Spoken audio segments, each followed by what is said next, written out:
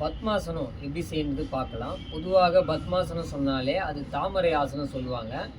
அந்த தாமரை ஆசனம் செய்வதால நல்ல நினைவாற்றலும் அதே போல் மனதை அமைதிப்படுத்துவதற்கு இந்த ஆசனம் துணை புரியும். இது எப்படி செய்யலான்ட்டு பார்த்தீங்கன்னா, நம்ம 2 காலையும் முதல்ல இப்படி நீட்டிக்கணும்.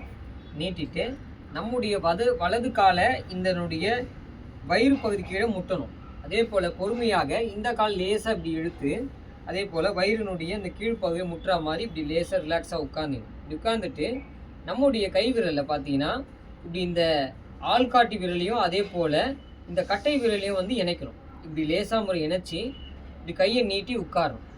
இப்படி உட்காரும்பொழுது நல்ல மன அமைதி ஏற்படும். அது மட்டும் இல்லாமல் நல்ல நினைவாற்றலும் பெருகும். பொதுவாக பார்த்தீங்கன்னா நம்முடைய கை விரல்கள் எல்லாமே இந்த கட்டை விரல் சொல்லக்கூடியது அக்னி சக்தியாகவும், அதே போல் ஆள்காட்டி விரல் பார்த்தீங்கன்னா காட்டு சக்தியாகவும், நடுவிரல் பார்த்தீங்கன்னா ஆகாய சக்தியாகவும், அதே போல் மோதிர விரல் பார்த்தீங்கன்னா நில சக்தியாகவும், அதே போல் சுண்டு விரல் நீர் சக்தியாகவும் இருக்குது.